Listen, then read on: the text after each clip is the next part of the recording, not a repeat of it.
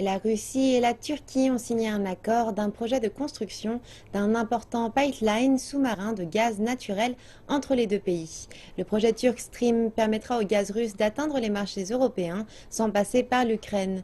Les deux parties voient cet accord d'un œil positif dans leur processus de normalisation des relations diplomatiques, mais les habitants d'un petit village de la côte turque craignent que ce projet ne nuise à leur quotidien. Pendant des mois, le sort de ce projet d'une valeur de plusieurs milliards de dollars dépendait des relations diplomatiques des deux superpuissances régionales.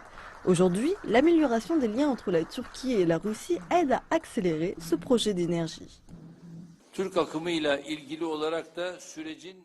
Nous venons de signer un accord pour accélérer le projet de canalisation de gaz naturel Turk Stream. Je pense fermement que la procédure restaurera les relations entre la Turquie et la Russie.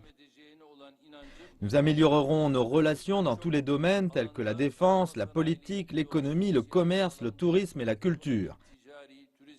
Je suis sûr qu'on rattrapera ce qu'on a perdu très rapidement.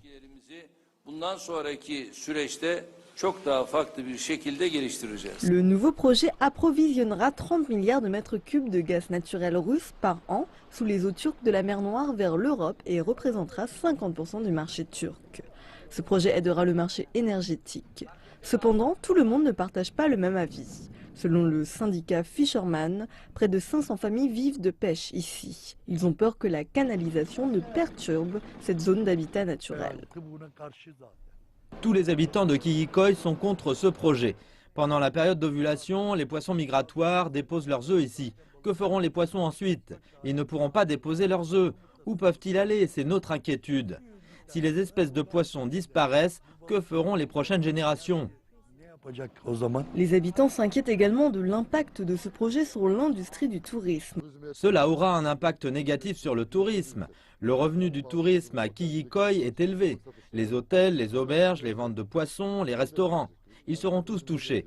Nous n'avons pas d'autre source de gagne-pain. Selon la communauté, les représentants du gouvernement sont venus expliquer les choses, mais aucune compensation ne sera versée. De nombreuses personnes ont donc commencé à manifester. Le pipeline apportera très certainement des avantages à la Turquie, mais ils doivent compenser la perte des pêcheurs.